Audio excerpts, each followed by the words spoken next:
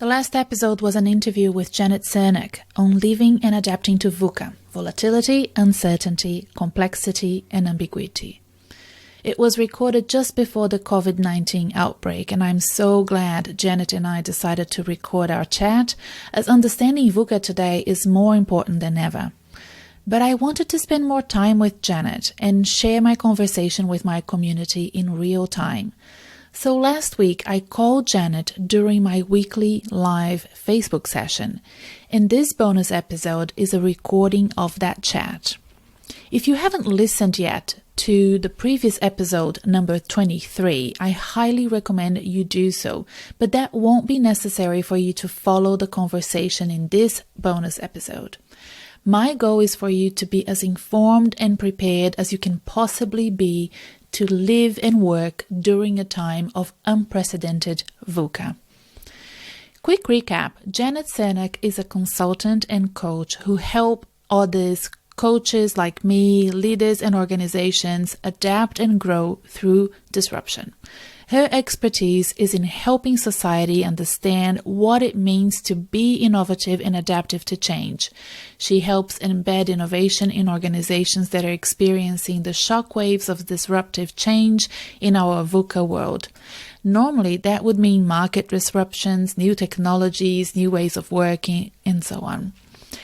Janet helps businesses and leaders to be open to new and creative ways and new commercial possibilities.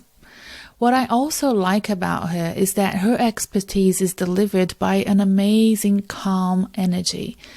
This is how I want people to explain VUCA to me. I need her tone of voice, her positive warmth at this moment. Let's listen to that phone chat, the one I had with Janet last week, where we talk about VUCA and also about Black Swan events in this context of the COVID-19 outbreak. She gives some great examples, great explanations, as well as coping mechanisms we can all adopt. Now, Janet, how are you coping with this lockdown situation that we find ourselves in? Oh, it's a really good question. Well, look, as I mentioned earlier in the podcast, I am a serial entrepreneur, so I have been working pretty much in a home environment or coffee shop environment now for nearly 30 years, and I'm doing most of my work virtually online, so I'm actually enjoying a bit of breathing space from the face-to-face world. Yes, that's how we met. We met at a coffee shop, and our first few meetings were at coffee shops, right? Yep, there you go. And we're not going to repeat the conversation from the podcast. I've already told everybody on this live that I've interviewed you for the podcast, but I want you to just briefly, for those who haven't yet had a chance to listen to the podcast, tell us about your expertise and explain to us what VUCA is. Okay, so VUCA was a term that originated in the early 80s from the US military. So, some of you may be aware of that or not. And as having lived in Israel now for a number of years and being in an environment that was heavily influenced by the military, it came about as a result of the war, the Gulf War in the early 80s, when the whole scenario or way of doing war changed in that there was no longer a formal or a conventional way of strategizing a war because there was so much volatility, uncertainty, complexity, and ambiguity. So volatility just really means that there are a number of surprising, random, and unexpected events. You might have heard of the term Black Swan events. Yes. So, we don't know what's coming around the corner next. So, these are random, that's like a tsunami. It's like COVID virus. It's created a really volatile environment that's impacting on us at every level of our existence. Yes. So, I've been thinking a lot about military strategies because I used to work for an organization called the John Monash Foundation, and John Monash was an excellent strategist and implementer of battles and, planning really well and being quite innovative in the way that he led during First World War, which was very innovative and saved a lot of lives. So he was quite, I've read a lot about him. I read a lot of his diaries and his letters and all of that, and I feel like I want to go back into that. But one of the things I was thinking about this VUCA environment that we have, it's that this time it seems like it's all encompassing, like it's not just in one region. It's not like just in Europe, just in the Middle East, just in, it's absolutely everywhere, isn't it? Yes. It's a test to all of us.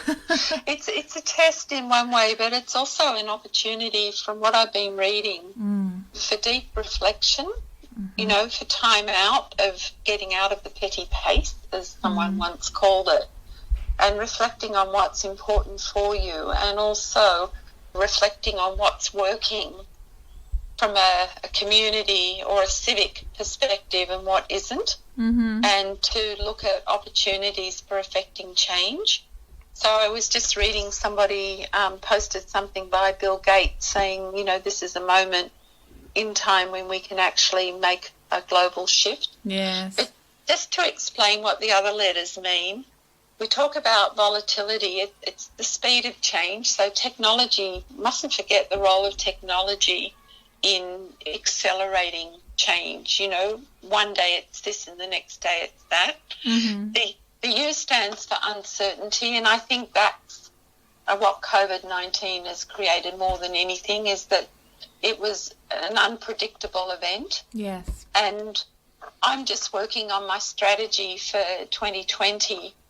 And whilst I'm doing that, I can't actually predict or forecast anything, and organisations can't do that either. So things like cash flow, we can't predict. Income, we certainly can't predict, because the whole playing field has shifted. Yes.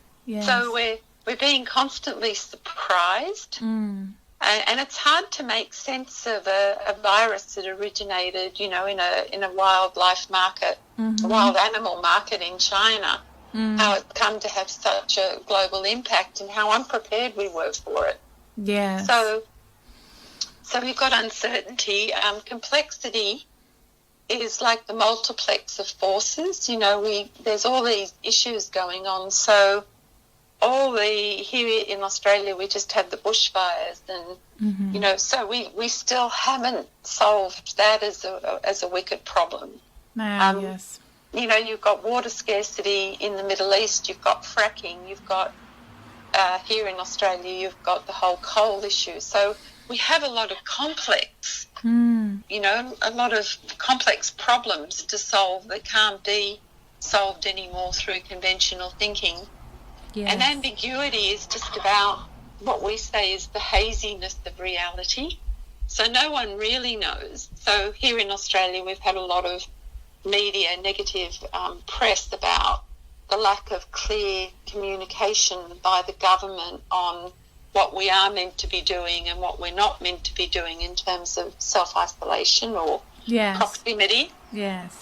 So you can misread what's going on, and you can have mixed meanings. And the old days, of cause and effect, something would happen and you would have an effect, and that's sort of not so clear anymore. So it's really about a lack of clarity. So that, again, it's only been used in corporate since the early 2000s. Right. Yeah. And you've been using it for a while, haven't you, Janet? I think you introduced me to the definition. Oh, good. Thank you. Yes, you have. Yeah. So how have you been able so far to monitor how Australian businesses are reacting to this? And have you been able to find good examples of leadership in this VUCA space at the moment? Or is it too early for you to identify those? Because I sent a newsletter today, and I mentioned John Dewar, Vice Chancellor at La Trobe, but I'm very impressed with his leadership during this time. And I think it's, we can just watch and learn and observe how leaders are leading and providing some respite and some guidance for what for him is about 40,000 people between students and staff, right? So he's doing it so well. I'm very impressed with his leadership style. Have you been able to look into that as well? I haven't heard of any. It's a really good question. I haven't noticed any organisation standing out yet. Uh-huh. And here's the thing. It's because it's a situation that's never happened before. Yes. And even though we've seen a lot of movies about it, Contagion and all these catastrophic movies, I think especially here in Australia is that we have been rolling along so nicely, we've become quite complacent. So we actually don't have the strategic thinking, the critical thinking and the creative thinking skills, or even the mindset, the ability, the elastic sort of mindsets to approach it differently. Yes. So what you're seeing, and from a neurological perspective, what's happened is that we're conflicted, between what we believe is true and what is really going on. And that's what we call cognitive dissonance. So I think we're still very much globally, most people and organisations are still feeling psychologically uncomfortable, anxious, confused and conflicted. Yes, yes. So overwhelm, I think the anxiety's probably gone through the roof, and this is our normal human behaviour. So if you're feeling like that, it's completely normal. Yes. That's how we're wired. We're neurologically wired. However, I think what we can learn from this is how do we self-regulate?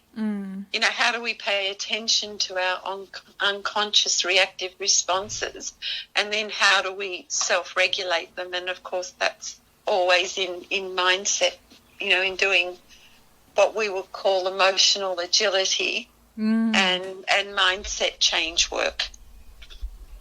Yes. Who do you think have, as groups or people or individuals, may have already developed those skills so that they are able to, you are a coach and a mentor and somebody who can teach others do that. Do you see that in others as well? Do you have like a community that can be quickly activated to help others? Oh, yeah, that's really important. So what I learned when I relocated to the Middle East, now it's nearly, 10 years ago, was being in a VUCA environment. The first thing that was really critical to do is to find my tribe. So to find people, and I had to do it online, and LinkedIn was amazing for that. Yes. An incredible resource was to find people who were like-minded and were actually very generous and collaborative, as opposed to coming from a scarcity mindset and being competitive. So I think finding your tribe is the first thing, because that means that you're not alone. And you're not the only person suffering or thinking differently. Yes. So I think that's really important. The second thing is to, I guess it sounds really difficult, but to find out the facts of what's really going on. Like everybody's terrified of this virus, but the percentage, when you read the data, the data is very realistic. So what I've done, and then the third thing is entrepreneurs are the people that sort of seem to be agile and nimble and kind of flow with VUCA, because when you're on an entrepreneurial journey, VUCA becomes very much a way of life, because you do go through what they call the peaks of triumphs and the valleys of desolation, when you do fail and things don't work. Yes, and we will probably all go through that if not, if you're not there already. I mean, many people have lost their income either by losing their jobs or having people like you and I, with clients having jobs that are on hold or postponed for the time being. So coming back to whatever new normal is on the other side of this will be interesting as well, because things may, if they're melted now, they may crystallize differently in the future. Are you thinking about that as already? How society is going to structure itself again? Yes, somebody said to me the other day, there will be no new normal. Things will just be different. Yes. So I think what's really important is whatever you're feeling is whatever you're feeling, and accept the stages or the phases of disappointment, anxiety, whatever, desperation, whatever it is that's going on for you at an emotional level. Mm-hmm. Just allow it. My word is just allow it to be. Yes. In our latest blog on the Imagination website, we talk about the 7 states or human reactive responses that people are going through right now. Mm-hmm. So whatever response it is that you're going through right now, is completely normal. Yeah. And it's a transition.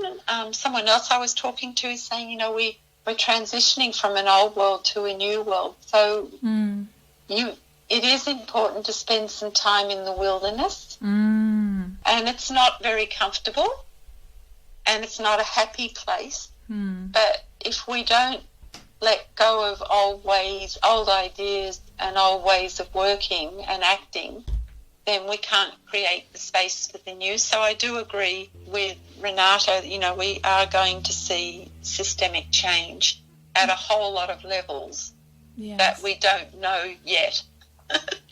At the very micro level, as somebody who understands these things and is preparing so well, it seems, for this, how are you organizing your routine day to day, Janet? And how are you planning for the rest of 2020, if there is any plan at all? Are you just living it day by day, or do you think it's possible for us to develop some sort of, decision-making tree? Is that something that you would recommend people to do? Good question. So I think the first thing is to be willing to be adaptive. You can't resist what's happening, because if you resist, more, it will feel worse. So how, take some time to retreat and reflect about how might you embrace this change and adapt to it a bit like the Borg on Star Trek. I will 7 of 9, I will adapt. So take a 7 of 9 attitude and look at ways how you can adapt and be resourceful. I think when I was talking to my husband about this, we are both incredibly resourceful. So really look at what resources you do have to deal with this. And from every great adversity is the seed of opportunity. Yes. So I think, those 3 points are really important. So what I do, and I am so disciplined, and a lot of people think entrepreneurs aren't disciplined, but let me tell you, successful entrepreneurs are really self-disciplined. They have really good self-mastery. Yes, I agree 100%. So that's, if you're going to work from home, you have to have really good discipline. So, my day starts with actually not so much these days, but it used to start with a cold shower to wake up properly. Okay. These days I'm into a hot one. And then what I do is I actually meditate for 35 to 40 minutes every morning. And the meditation calms my autonomic nervous system and my neurology. So, and sometimes it's a deep meditation and sometimes it's just my to-do list. So whatever happens is whatever happens. Mm-hmm. And then I go for a dog walk. Yes. For 30 to 40 minutes. And I don't use a headset. I'm usually the only person walking around where I live in beautiful Bayside, Melbourne, without a headset. Mm-hmm. And I just use that time to be present to nature, to the antics of my two really funny small dogs, and just tune in. And then I have breakfast. And I actually go out every morning, not at the moment, for coffee with my husband so that I maintain a personal connection that is away from my work. Yes, yes. And in normal times, you know, I go to class 2 or 3 mornings a week, and I do yoga on Sundays and all of those things. Uh-huh. So I think, you know, by then it's probably 10 o'clock by the time I start work. But what happens is that my work is very productive. And I have, you know, how do you stay on track is that I've had a personal mission for many, many years around enabling people to be the best they can be so that they can adapt and grow and innovate through disruption. So I don't do anything anymore that doesn't contribute to the achievement of that personal purpose or personal passionate purpose. Mm-hmm. So, you know, the whole thing about working from home is to sustain your focus on what's really important to you, you know, sort of cognitively, emotionally, and also intuitively. So, and then, of course, there's the daily, it sounds so obvious, but there's the daily to-do list. Uh-huh. And when you get through it is to give yourself some congratulations, you know, some acknowledgement that you got through what it was that you needed to do. And as long as you're passionately purposeful, like I'm finally, it's March and I'm only just doing my strategy now, but I'm only doing it in streams, because if you're a startup entrepreneur, what holds you is that passionate purpose. Yes. And what you're constantly doing is adjusting your strategy to deliver whatever minimal viable product you're delivering. So you can't set a strategy or a plan in cement, but if you know your purposeful outcome, yes, then you can sort of adjust and iterate and pivot to get there. So I finished, or tonight I won't finish till 9 o'clock because I've got evening sessions, but I just try to balance it out so that I don't fall into my workaholism tendencies. Yes. Oh, boy. And it's easy to do from home as well, to just keep going. So you have to have that discipline to stop, right? Yes, to start and to stop. And, you know, we have a hungry cat that comes in at 5 o'clock in the afternoons for a cuddle and to remind you to give him dinner. So, you know, connecting with your pets and with your kids and with your partners also really important, because everybody's reacting differently to what's going on. True. And the routine that you just described is one that can be adapted to people's, you know, rhythms and preferences, and, you know, if they're working from home or if they're job seekers, like many of my audience is in between jobs and, you know, trying to find their next gig. It's the same kind of concept, right? It's you just change it to fit your sector, your industry, or the type of work that you do. And also take breaks. I think, you know, Andrea and I are thinking about taking a 10-day break as well. Janet, I don't know about you guys. But we are very keen to unplug completely, go to a friend's farm and just unplug absolutely for 10 days. We've never done this, but why not now? I think that's a really great point, is to unplug. So what we did last year, I'm not sure what we're going to do this year, is we unplugged by packing our car and our 2 dogs, and we drove from Melbourne along the coast all the way up to the Sunshine Coast in Queensland, lovely. and spent a week at a place called Phrygian Beach, and that was so great as an opportunity to unplug. This year we had planned a trip to go to do the same kind of road trip but to South Australia. Yeah, we were going to go to WA on a road trip, but no more. We might just have to do, just a staycation, as they say. But I think your point, Renata, on unplugging is really key. So, I unplug through a few other modalities. One is I like detective novels. Oh, okay. So I'm a real fan of Daniel Silva's novels, because he has a famous hero. I think about 15 books that are really good fun to read. I unplug on Netflix. I'm a real Poldark fan. I love British series. I think they're amazing. Yes. I unplug by going down to the beach with the 2 dogs and being by the sea. But I think whatever works for you, I think it's really important is to have the unplugging, because it does relax your autonomic nervous system and you will be less anxious. Yes. It's good to have that scientific explanation. It's not just a good thing to do. It's really necessary for your body and your brain to rest, isn't it?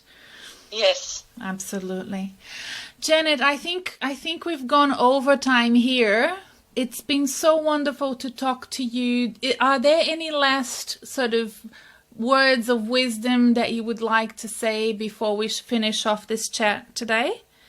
I really think that the only thing I want to say is just really look for your tribe and look to people you can collaborate with and create collaborative ventures. Yes. I just think like Renata and I are collaborating now. Yes. You don't have to do this on your own, and we are shifting, hopefully, into a new era of global collaboration. I think the virus is forcing that. So how you can play that out at an individual level is going to really help you create the ripple that's needed within your circle of influence. The ripple in the pond that will help contribute to making the world a fairer, more equitable, inclusive place through collaboration. And that's it from me. Thank you for joining Janet and I hope you enjoyed this bonus episode and that you have signed up to be a member of my community. There is a link for it on the episode show notes. You can go to my website and find it. You can go to my Facebook page and find it. I'm getting ready for us to do a lot together over the course of the next few months. You will find a link to join everywhere. Be safe and all the best for now. Bye.